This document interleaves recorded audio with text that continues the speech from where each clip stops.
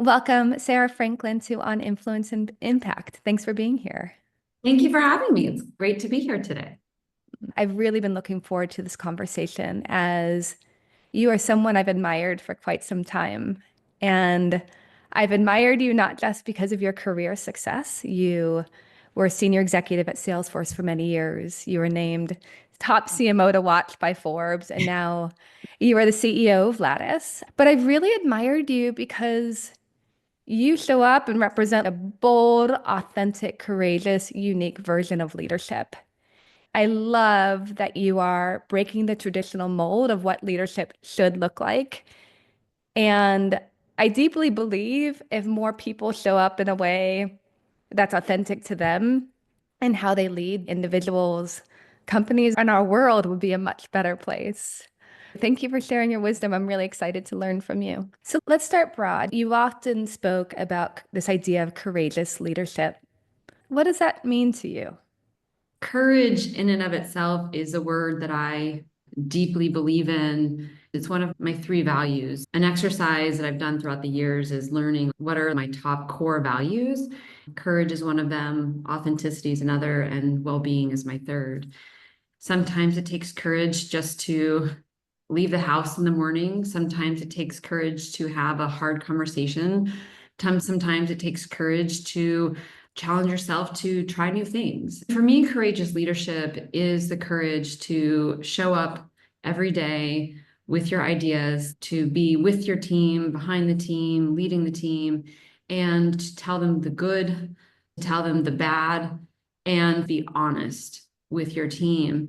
Have the courage to take the hard feedback when it comes, the courage to admit when you're wrong, the courage to give others the podium when you've done something right. I think those are all definitions of courageous leadership. But what it comes down to is really the courage to be yourself. When you are yourself in leadership, what does that make possible for you? It opens up possibilities. It also brings a lot of baggage. We are, especially as women, not raised to be courageous and more submissive. I was raised in the South in the United States to not speak unless spoken to. I was told, don't say anything unless you have something nice to say. I was raised that way. And so it's very counterintuitive to think that my opinion will matter or that it's okay to speak up. It is acceptable to have a different opinion. I'm not saying you have to be a contrarian to be courageous, but it is important to be yourself. Also understand that you might be right, you might be wrong, and you may not know something. That's where I think courage needs to be coupled with curiosity. You may be right, but do you need to always be right? Being yourself is really about the strengths that come from it. You will be authentic, and people will be drawn to that authenticity, but it will also put little imposter birdie on your shoulder, and it's going to be here telling you you're not good enough. They think you're weird. You don't belong here. That is baggage that comes with being yourself. And you have to be okay in your own shoes. It's really hard because none of us are perfect. And living in our imperfections takes strength. I appreciate how you spoke to this idea of these people-pleasing tendencies. We've all been shaped by our past, by institutions, family dynamics, and those create patterns that show up in our leadership. I'm really curious for you, what was that journey like of saying, okay, I was raised in a way not to disturb or ruffle feathers or speak out. How did you do that work to go from that tendency to now speaking courageously or directly? The lesson is always in the journey, right? One life experience that particularly shaped me was a personal one when I was much younger. I was a mother and ended up divorced. I found myself as a single mom in the workplace. And it's a weird spot because you end up in a place where you're like, this isn't what I had on my list of things to do. There's no Disney movie character that's the divorced mom in the working world on the BART train. That's not like a fairy tale, but it was my life. And I experienced friends that left. I had people pass judgment. I had worked hard for a certain status that was no longer mine. I was living in a very humble means. And it was some of my happiest times actually when I didn't have a sofa, I didn't have a television. I had camping pots for my stove. It was less to clean, less to work out. It takes you down to this rawness. I think the more that we can take ourselves down in our journey to just ask, what do I really need? That was when my mother had all these sayings that she taught us. One of them was the difference between needs and wants. And I'd be like, I need a new pair of shoes. I wanted them. I didn't need them. Mm-hmm. Getting back to your question, where along the journey do you find that courage, or ability to speak up? For me, it was when I found myself in a different situation than I had expected. And I was like, okay, I'm still me. People look at me differently, but I'm still me. And why is that? You start finding your voice when you're like, okay, no, hey, still me. If you want something, my favorite saying is Gandhi, be the change you wish to see in this world. It's not going to happen unless you go out and make it happen. I want to see people thrive. I want to see more women in leadership. I want to be someone that can say, hey, glass ceiling, let's shatter you and make room for all the other women to come through and make them know that they can do it. Yeah. And that there's other people that will be there to help them along the way and that will make it not lonely. For me, life taught me that you can't sit idle and not saying anything doesn't help. So, gotta speak up. Were there times when you felt pressure to conform and show up in a way that wasn't authentic to you? Can you share a bit of that journey, what you did to overcome that, if that was the case? Yeah, I just got back from a CEO conference. It's mostly men, and they think you're the wife.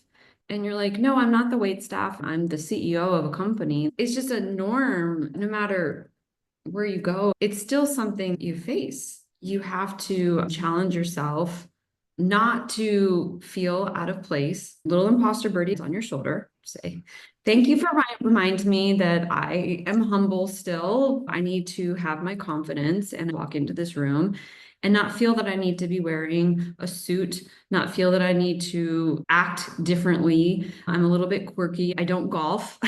And that's okay. You have to be confident in yourself and believe that you're going to be interesting because you are different.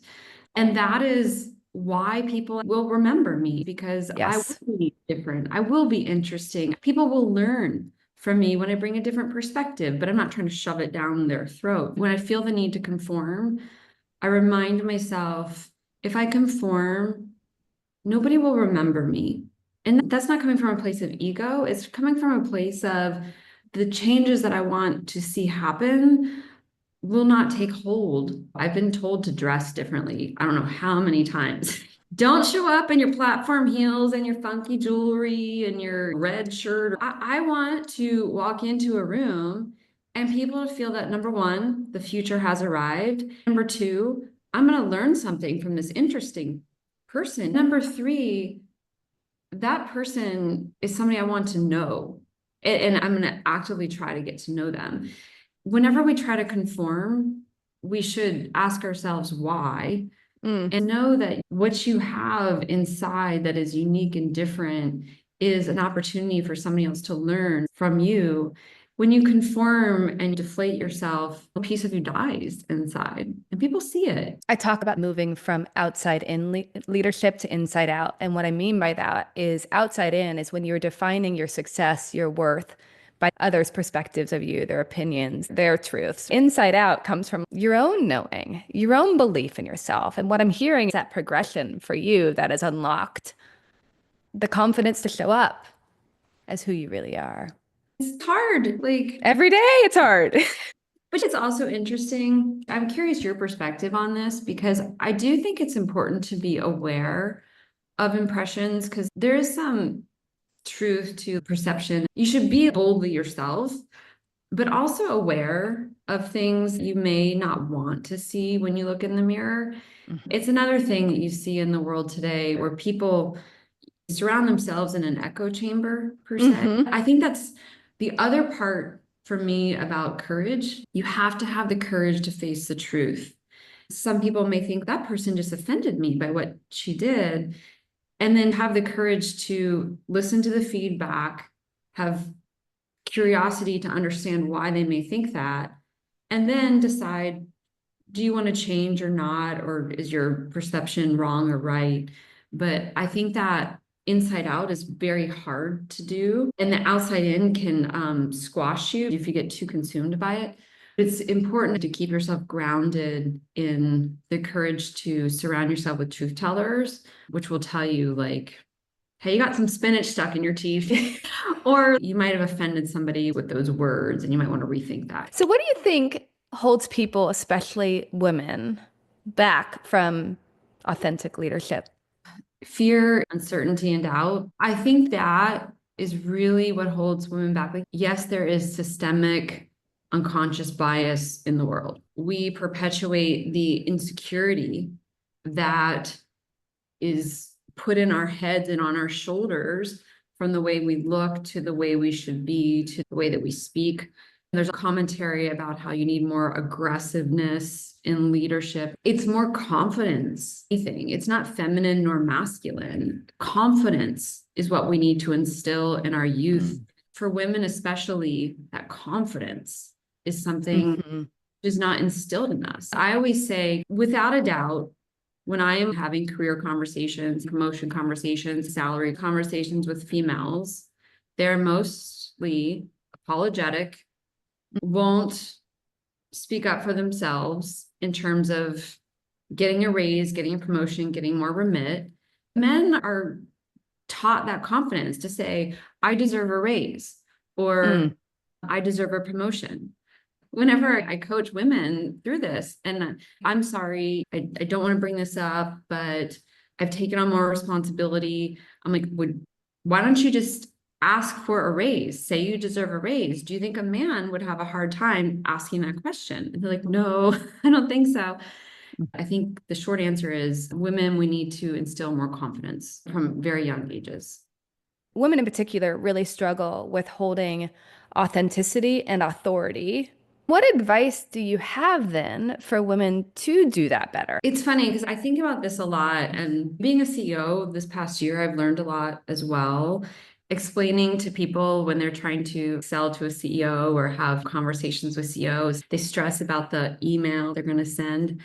I'm like, 5 paragraphs, take that down to 5 words. If somebody has taken this long to write some long, grammatically correct thing, you're like, either ChatGPT wrote this or you spent way too long on this. I just want to know the 5 words. It's like distilling out all the noise and grounding yourself, being really clear with, what do you want to say? What do you need people to do? What do you want that takeaway? And just being very direct. What's hard is that people don't expect directness from women. The more you can deliver directness with kindness and empathy, which is, I believe, our superpower that we can do, and why you see women doing so well, is that you don't come across as mean, but very clear. Absolutely. If you're going to give somebody a feedback conversation and say their work quality was maybe a C plus, you could approach that in a few ways. One, you could avoid the conversation. Two, you could be really harsh and focus on the negative and make them feel bad. Or you can do the clear as kind and say, this work was not your best work. I'm here to support you to learn these 3 things. If that doesn't help, we're going to have to choose a different direction. But let's take 3 weeks now and see if we can improve the outcome. And they'll be like, oh, okay, you're right. It was a C plus. And I do appreciate the feedback, and I'm going to learn. I want to do better. And I know you're on my side. I think that women have a superpower to be able to do that. It's that care and belief in someone else that makes such a difference. What are some of the leadership norms that you're saying, I'm done with? Norms, expectations that you're actively saying, I'm not going there in this chapter. That's an interesting question. Right now, there's this push to be in person in the one size fits all way to do work. I think it's important to still embrace diversity, that there's multiple solutions to problems, embrace that there is not always my way or the highway. People are adults and should be able to make their choices. Their choices might align or might not, but we make choices and work together or we don't. Right now, it's very my way or the highway. There's not as much flexibility and understanding. It's very coarsely defined instead of allowing room for imperfections and flexibility. I deeply believe that anybody should be able to talk to anybody in an organization. You shouldn't have to go through your boss. You shouldn't have to ask permission. It Mm. should be okay to ask questions, share feedback. As a leader, I send people Slack messages. I'm like, hey, what's going on with this deal? Or hey, I have feedback on this product. Can you make it more responsive in the mobile app?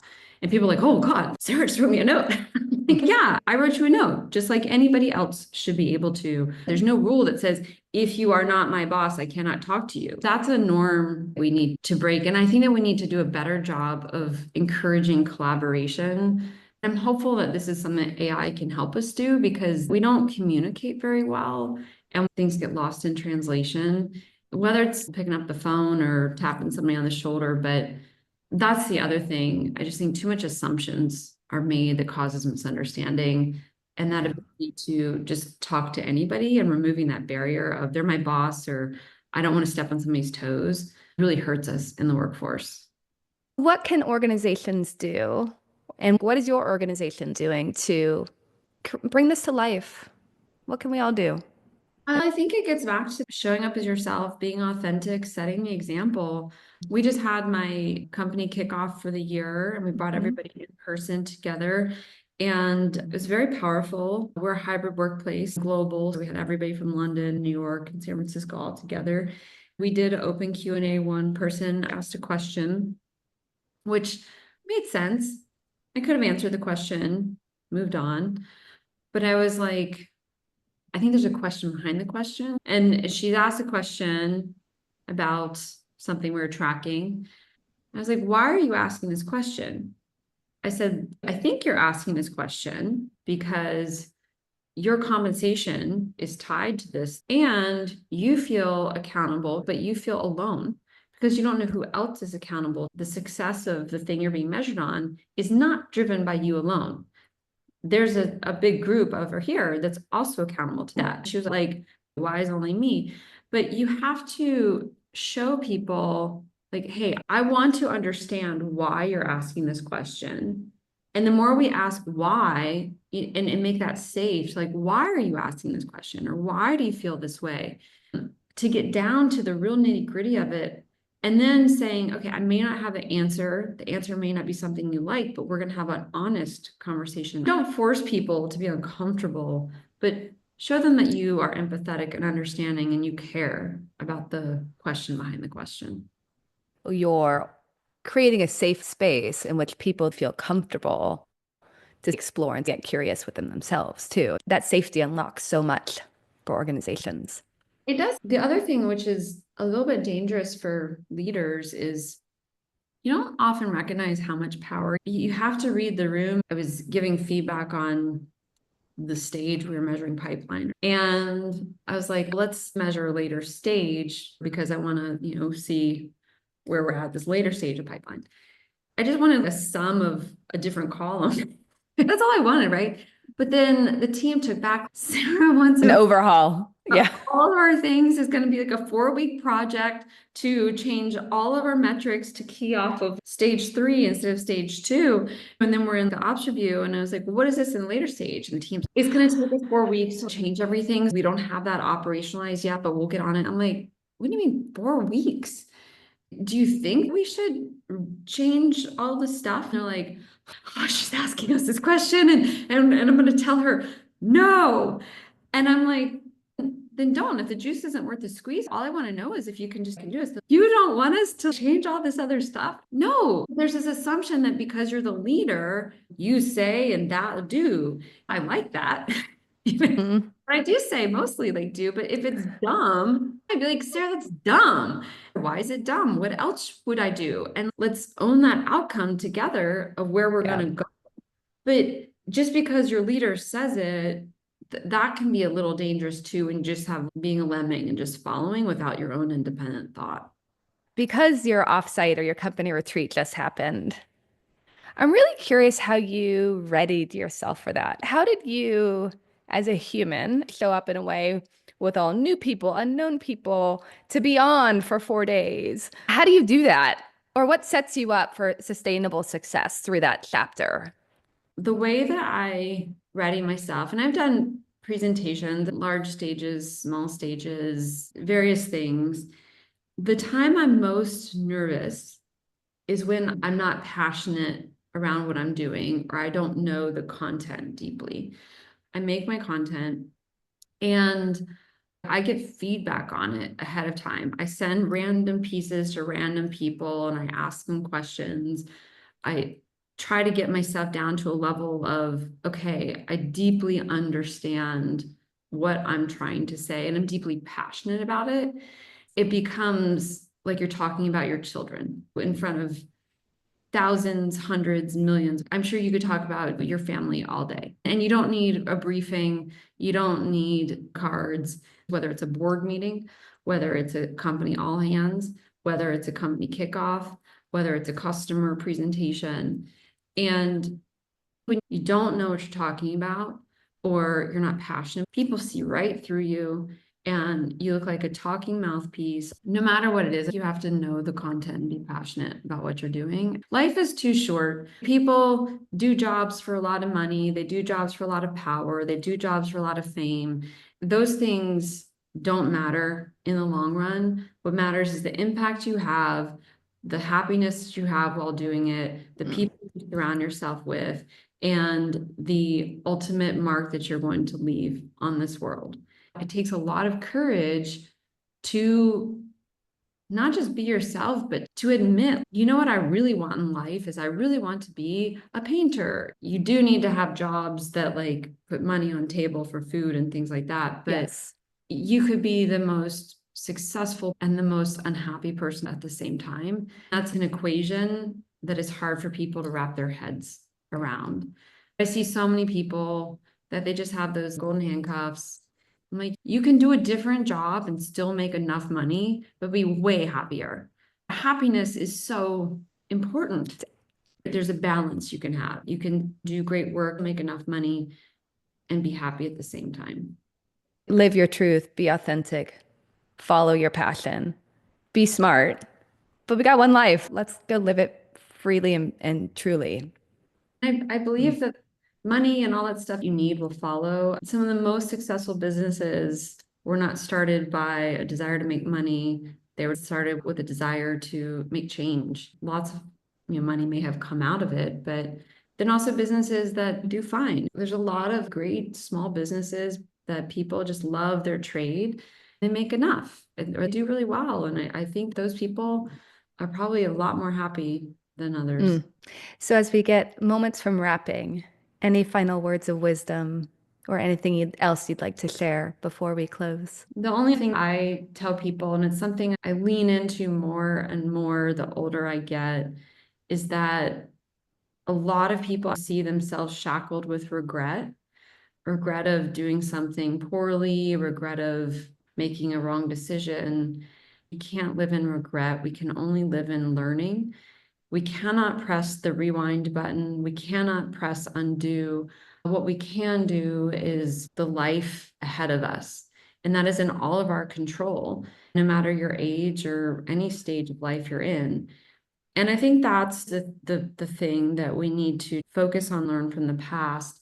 And whether we've made mistakes or not, grow into the person you want to be tomorrow. Whether you're leading a company, raising a family, participating in a friendship, driving a cause, or leading a book club. Nobody's perfect. If we can all have that mentality of learning and gratitude, I think that is helpful. And hopefully, along the way, I would love to see more women leadership. Great. Thank you, Sarah, for showing up so real and truly you, and for sharing your experience and being a true inspiration for so many. I'm grateful for the time. Thank you.